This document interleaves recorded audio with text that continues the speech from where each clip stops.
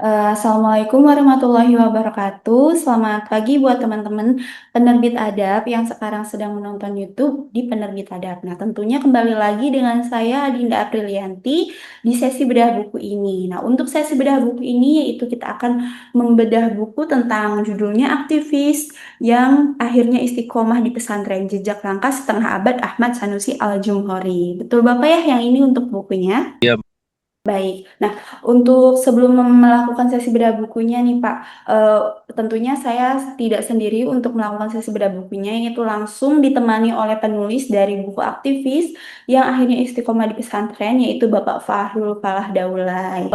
Tak kenal maka tak sayang Bapak, izinkan Bapak untuk memperkenalkan diri terlebih dahulu Bapak, supaya teman-teman dari penerbit Adab sendiri mengetahui untuk penulis dari buku aktivis yang akhirnya istiqomah di pesantren ini. Kak.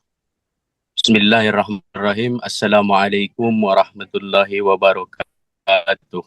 Waalaikumsalam warahmatullahi wabarakatuh.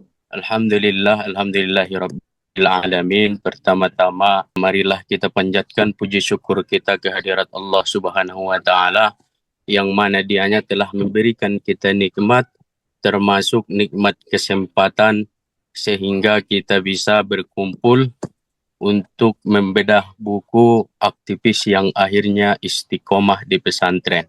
Dan juga yang pertama-tama saya mengucapkan terima kasih kepada penerbit Adab Indonesia Group yang telah menerbitkan naskah saya, yaitu buku aktivis yang akhirnya istiqomah di pesantren. Baik, untuk perkenalkan, nama saya Fakhrul Falah Daulay, yakni penulis buku dan juga yakni anak dari ayahanda Yayasan Pondok Pesantren Al-Jumhuriyah, yaitu Ahmad Sanusi Al-Jumhuri. Yang dulunya sebenarnya nama saya itu ada tertulis di halaman 30 di buku aktivis yang akhirnya istiqomah di pesantren, itu Ibzu Az-Amala. Nah, dari situlah sebenarnya berangkat buku kita ini. Dari Apip Zuang, Zuangnya itu sebenarnya dulunya ayah saya ini ataupun Yayasan Pondok Pesantren Al-Juriyah ini berjuang dari mulai lahirnya beliau. Lahirnya beliau itu keadaan yang sederhana. Ya, makan apa adanya, bahkan untuk sekolah saja abang dan juga adik-adiknya sudah susah. Nah, begitulah berangkat buku aktivis yang akhirnya istiqomah di pesantren ini. Terkait perkenalan, saya umur 23 tahun. Sekarang alhamdulillah menempa S2 di Padang Sidimpuan, Sahada. Universitas Uin Sahada, Padang Sidimpuan. Ya mungkin perkenalan begitu saja. Baik, Bapak, sangat luar biasa juga untuk buku ininya juga terinspirasi dari ayahanda langsung ya Bapak yang akhirnya menghasilkan karya aktivis yang akhirnya istiqomah di pesantren ini. Nah, kita langsung saja untuk memasuki sesi bedah bukunya ya Bapak. Di sini saya akan menanyakan beberapa pertanyaan terkait tentang buku ataupun tentang pengalaman-pengalaman Bapak terkait tentang penulisan buku ini. Ya, siap, Kak. Baik, Bapak. Nah, untuk buku ini juga untuk menceritakan tentang perjuangan ataupun pengorbanan dari ayahanda Bapak Fahrul Daula, yaitu tentang aktivis yang akhirnya istiqomah di pesantren ini juga sangat luar biasa. Mungkin dari perjalanan-perjalanan yang sudah dilalui ayahanda dari Bapak Fahrul Falah Daulay dan akhirnya bisa menghasilkan karya buku dari pengalaman-pengalaman ataupun pengorbanannya. Nah, untuk pertanyaan pertama nih Bapak. Nah, kenapa sih menulis buku ini gitu Pak selain dari pengalaman-pengalaman ayahanda yang terinspirasi dari apa gitu Pak sehingga Bapak menulis buku ini? Ya, Kak. Pertama-tama sebenarnya terbitnya saya ingin menerbitkan buku ini ataupun menulis buku ini yaitu dari cerita pas waktu di jeda antara Maghrib dan Isya. Di waktu itu sebenarnya waktu kami makan malam bersama keluarga berkumpul. Jadi ayah itu selalu menceritakan pengalamannya dari mulai kecil dahulu sampai dia berjuang mati-matian di Medan, yang pada saat itu karena dia orang Batak, dia itu sebenarnya ngomong bahasa juga dia masih terbata-bata. Nah, dari situlah sebenarnya perjuangan ayah ini saya lihat ini bukan perjuangan biasa. Ini bisa terbitkan karena seorang uh, ayah ataupun seorang anak dulunya itu yang tidak punya apa-apa, hanya punya keberanian dengan tangan kosongnya bisa membangun pondok pesantren Al-Jumhuriyah yang sekarang alhamdulillah muridnya kurang lebih 800 murid. Yang itu memang tidak ada apa-apa sama sekali. Nah, berangkat dari situlah saya punya ide buku ini harus gitu. Karena yang pertama itu jadi hadiah buat ayah di umur 50 tahunnya ataupun setengah abad. Dan yang kedua, supaya anak-anak muridnya nanti bisa melihat sejarah ataupun uh, mengetahui sejarah bagaimana sebenarnya pondok pesantren Al-Jumhuriyah ini berdiri. Nah, itu dia, Kak. Baik, Bapak sangat luar biasa sekali dari pengalaman-pengalaman Ayahanda juga sudah menghasilkan pondok pesantren yang sekarang muridnya Masya Allah banyak ya Bapak dan Alhamdulillah juga dari Bapaknya sendiri sudah menghasilkan buku yang sangat luar biasa yang berinspirasi buat teman-teman dari penerbit adab sendiri yang sekarang sedang menonton Bapak. Nah, untuk buku ini gitu Pak, selain dari alasan Bapak untuk melihat dari pengalaman-pengalaman Ayahanda, nah, ide lainnya itu apa saja sih Pak? Kalau untuk menulisan buku ini, idenya dari mana saja gitu Pak? Ide yang lain itu sebenarnya karena saya itu sudah menempuh S2.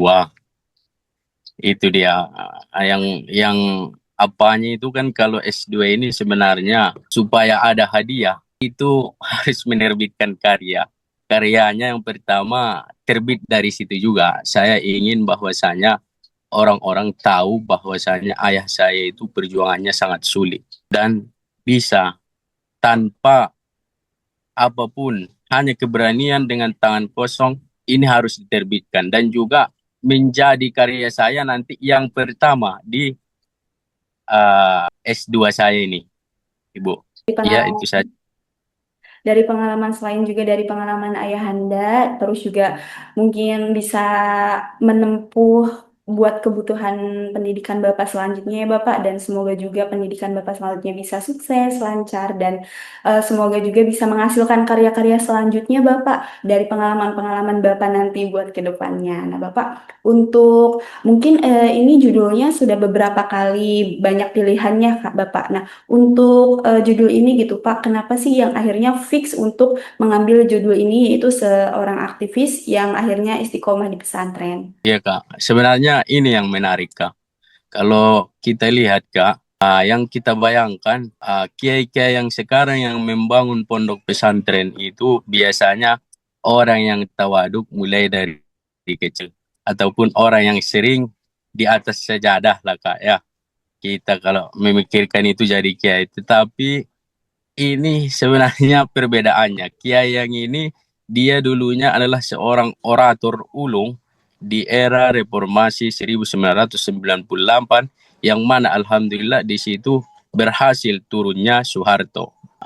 Salah satu penggerak di situ, penggerak PMII, pemimpinnya itu adalah Ayahanda Ahmad Sanusi Al-Jumhuri. Dan dari situ beliau aktif juga sebenarnya. Beliau pernah menjabat juga dia DPR.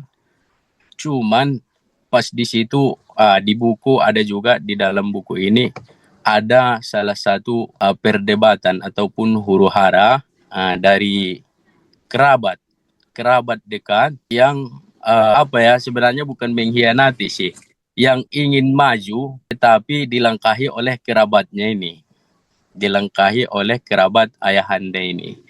Nah, di situ pula alhamdulillah keajaibannya setelah kejadian itu Kak, Ayahanda Ahmad Sanusi Al-Jumhuriyah mendaftar untuk CPNS. Nah, di CPNS ini beliau sebenarnya tidak ada sama sekali niat untuk ujian CPNS itu.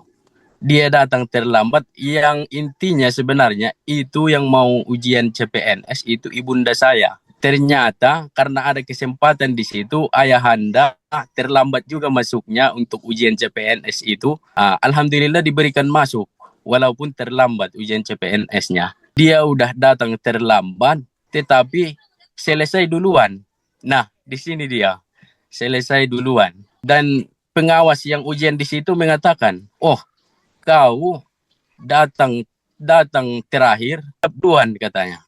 Dan alhamdulillah yang masuk itu bukan ibunda saya, tetapi yang masuk itu ayah saya di daftar pemenang CPNS. Nah, disitulah keajaibannya. Walaupun ayah saya sebenarnya orator ulung, tetapi jalannya bukan di politik praktis, tetapi jalannya itu rupanya di pendidikan. Diberikan oleh Allah Subhanahu wa taala, disitulah keajaiban terbesar. Sudah mencoba ke kursi politik praktis seperti DPR, dia sudah berjuang, apalagi relasinya sudah banyak, tetapi memang dia sudah coba, dia tidak berhasil. Ternyata Allah itu memberikan jalan yang lain, dan dia aktivis, dia itu diberikan untuk mengabdi kepada masyarakat.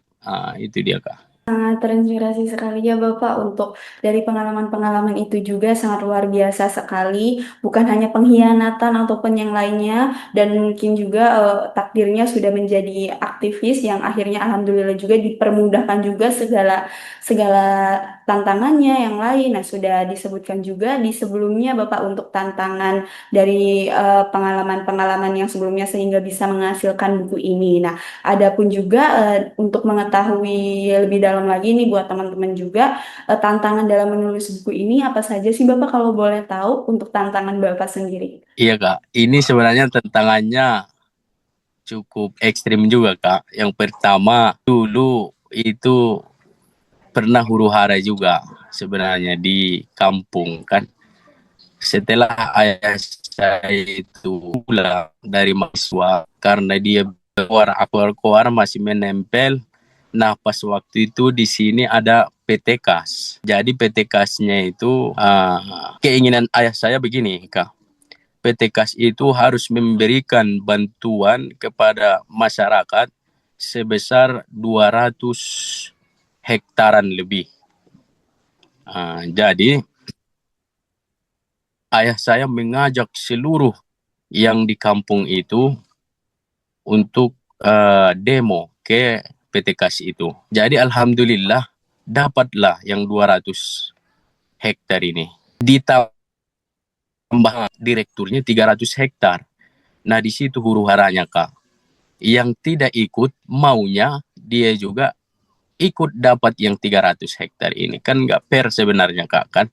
Jadi di situ dibuat di tulisan ini ataupun di naskah di buku ini, huru haranya itu takutnya nanti kalau dimasukkan ke sini bisa menjadi membuka luka lama, gitu dia, Kak. Naskah ini dia bahasanya supaya bahasa halus.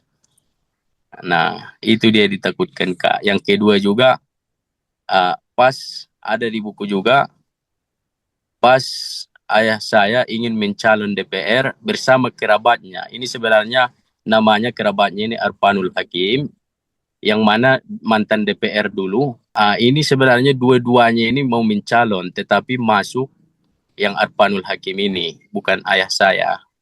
Jadi di situ juga takut kalau dimasukkan ke buku ini menjadi huru hara ataupun buka luka lama. Itu dia, Kak.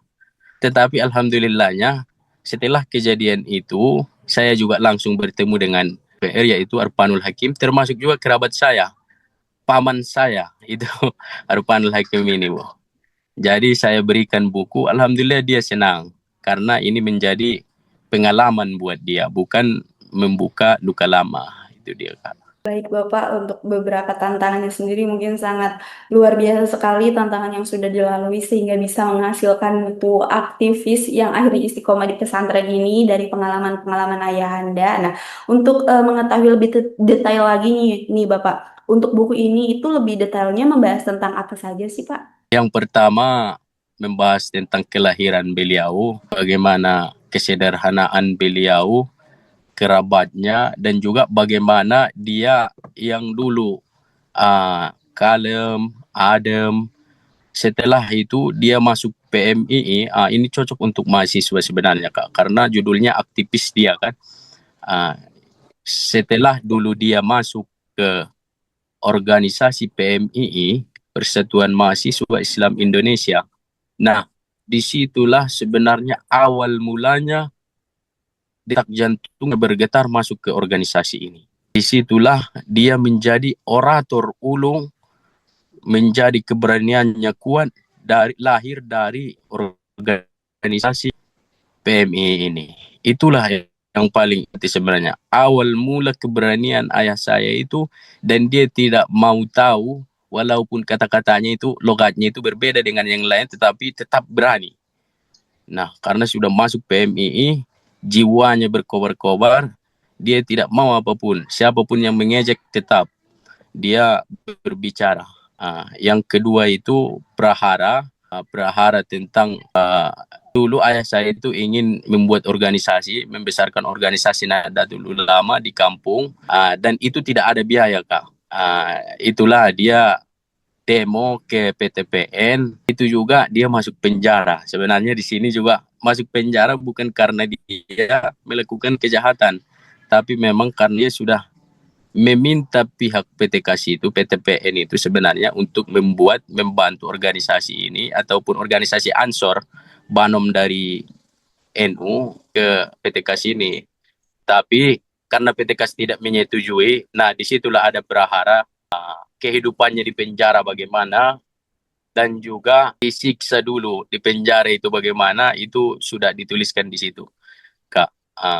Dan keajaiban beliau bagaimana dia menuntut ilmu dahulu itu tidak apa, sampai alhamdulillah karena dia menuntut ilmu itu diberikan oleh Allah jalan, dipermudah oleh Allah, dan juga orang tuanya alhamdulillah kakek saya mendukung juga pendidikannya, dan disitulah ada jalan dipermudah oleh Allah. Yang kedua juga bantuan dari Pak, yang ketiga bantuan dari saudara, terus banyak lagi perahara-peraharanya di situ.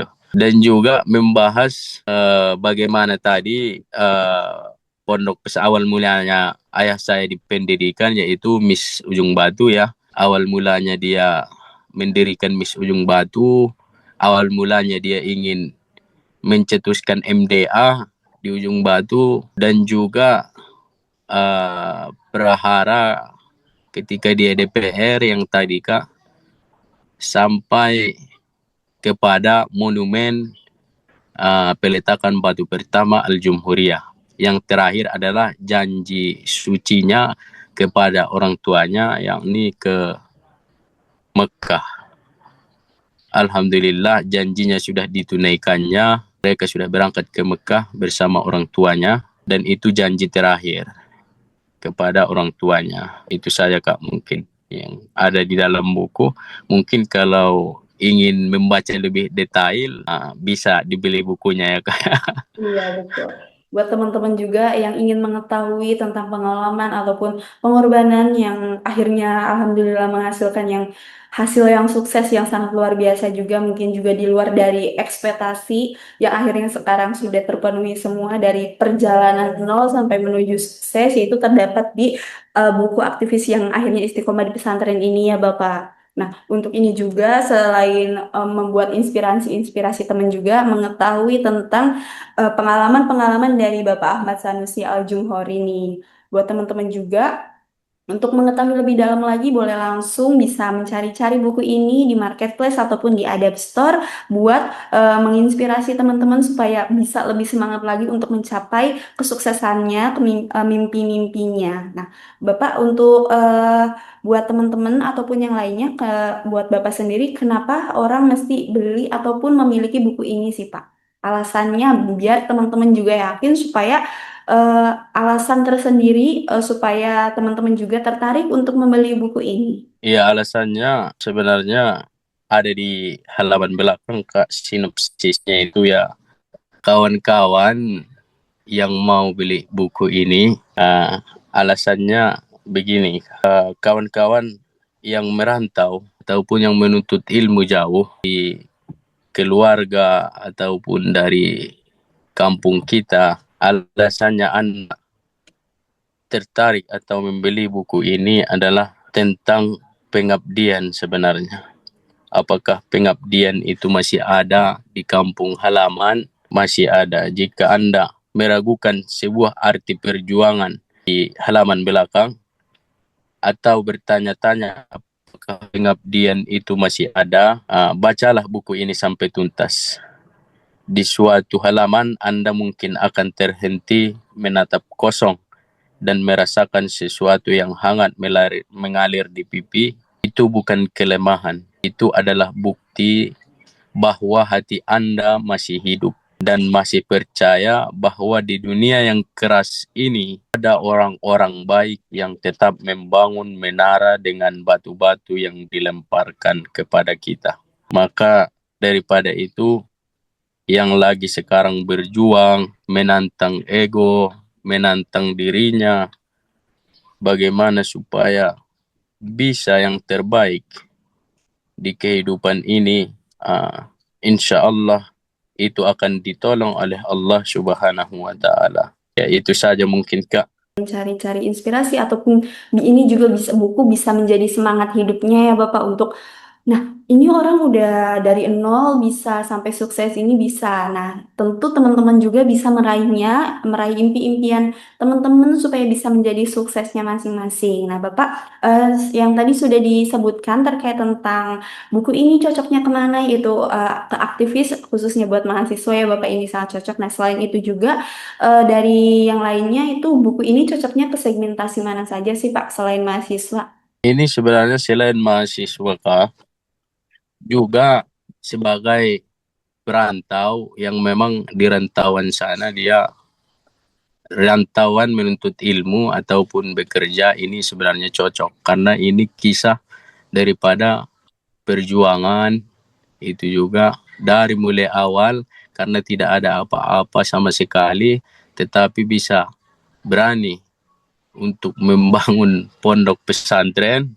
Sampai sekarang alhamdulillah berjalan pesantrennya. Alhamdulillah di Padang Lawas mungkin termasuk 7 besar pondok pesantren di Kabupaten Padang Lawas. Pondok pesantren Al-Jumhuriyah ini itu dulu dari tangan kosong, yang memang betul-betul perjuangan dari bawah, pahit itu, Masya Allah.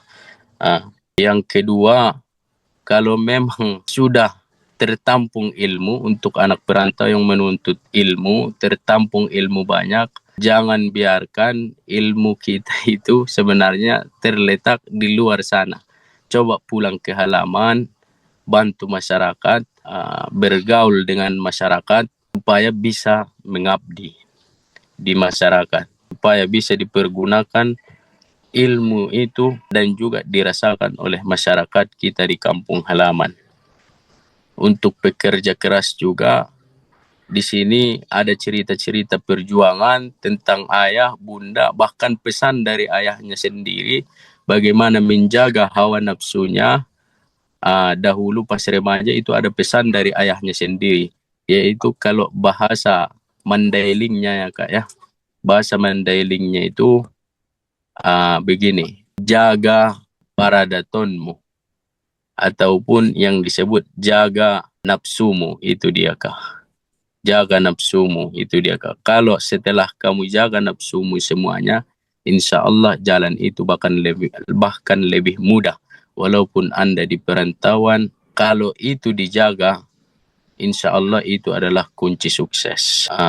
Yang paling intinya adalah untuk santri ataupun santriwati. Ini sebenarnya juga motivasi buat yang lagi nyantri sekarang, cocok buku ini juga untuk dibeli. Karena di sini juga ada sisi pendidikannya.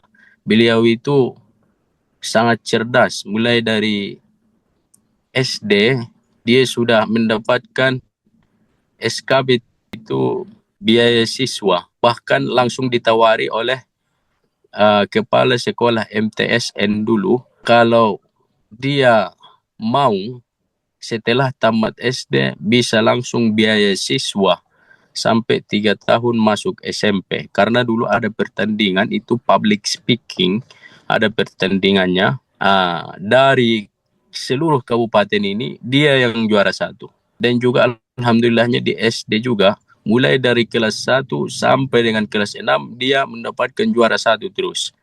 Dan alhamdulillahnya ayahanda pimpinan pondok pesantren ini dia itu sarjana pertama di kampung Ujung Batu, Padang Lawas. Di remaja-remaja dahulu, sarjana pertama di kampung. Nah, makanya cocok sebenarnya untuk yang lagi menempa pendidikan sekarang, buku ini. Dan juga lagi kelelahan dengan dirinya, ataupun yang sekarang galau dengan dirinya, bisa tidak tahu tujuan hidup yang sekarang, bisa membaca buku ini juga. Karena seberat-berat apapun kehidupan kita, termasuk ayahanda ini juga yang paling berat.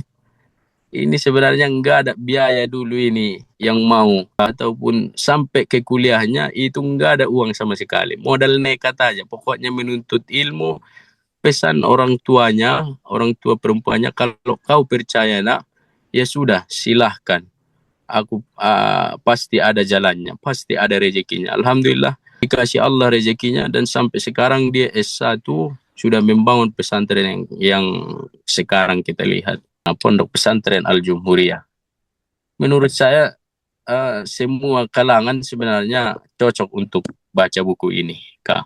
Yang lagi kelelahan, yang lagi nyantri, yang lagi di perantauan, yang menghadapi kekosongan ataupun pengabdian, itu cocok untuk membaca buku ini, Kak. Baik, untuk buku ini juga segmentasinya sangat umum ya Bapak, mengingat ini juga buku tentang pengalaman, pengorbanan yang bisa menjadi inspirasi buat teman-teman penonton dari penerbit Adab ini juga terinspirasi dari kisah-kisah dari Bapak Ahmad Sanusi Al-Jumhari ini dan bisa menghasilkan suatu hal-hal impian yang sangat luar biasa dan akhirnya juga bisa tercapai juga segala impiannya. Nah, untuk sesi bedah bukunya, alhamdulillah sudah di ujung acara nih Bapak. Nah, untuk terakhir, pertanyaan terakhir buat teman-teman yang sekarang lagi nonton di YouTube gitu Pak, ada pesan dari Bapak terkait tentang apapun itu supaya bisa terinspirasi dari buku ini. Pesannya itu cuma satu, Kak. Kalau dari ayah saya ini, dulu dia juga bilang sama saya itu. Saya termasuk alhamdulillah sekolah di Yaman dulu, Kak, di luar negeri. Dia hanya cuman berpesan seperti apa yang dipesankan oleh ayahnya.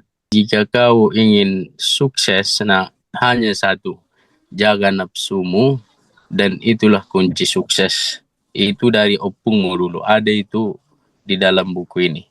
Dan yang paling juga saya rasakan ataupun pesan untuk teman-teman sekalian, seperti yang di buku ini, yaitu pulanglah ke kampung jika memang, maka mengabdilah di sana dan juga sebarkan ilmumu ke masyarakat. Itu aja, Kak. Sangat luar biasa sekali buat teman-teman juga bisa langsung baca-baca dan cari-cari juga untuk buku ini. Ini buku ini juga terdapat di Marketplace dan di Adab Store untuk mengetahui bagaimana pengalaman dari Bapak Ahmad Sanusi Al-Jumhari ini yang sudah melalui setengah abad ini ya Bapak, dan bisa menginspirasi buat teman-teman juga supaya bisa lebih semangat lagi untuk menjalani hidupnya dan bisa mencapai impian-impian tertentunya. Buat Bapak, alhamdulillah untuk acara sesi bedah bukunya sudah selesai Bapak. Untuk pertanyaan-pertanyaannya juga mungkin membantu buat teman-teman supaya bisa mengetahui isi dari buku aktivis ini. Dan mohon maaf juga Bapak kalau dari saya masih kurang dalam penyampaiannya, baik ada salah kata maupun disengaja maupun tidak sengaja ya Bapak. Untuk kedepannya sukses selalu buat Bapak Fahrul dan sukses juga buat Bapak Ahmad Sanusi Al-Jumhari. Dan pokoknya sukses terus, semoga lancar-lancar terus untuk pesantren yang sekarang sedang dipimpin oleh Bapak Ahmad Al-Jumharinya juga. Terima kasih banyak Bapak sudah meluangkan waktunya untuk melakukan sesi bedah buku ini. Saya akhiri, wassalamualaikum Ya, Kak. warahmatullahi wabarakatuh. Terima kasih banyak Bapak. Waalaikumsalam warahmatullahi wabarakatuh.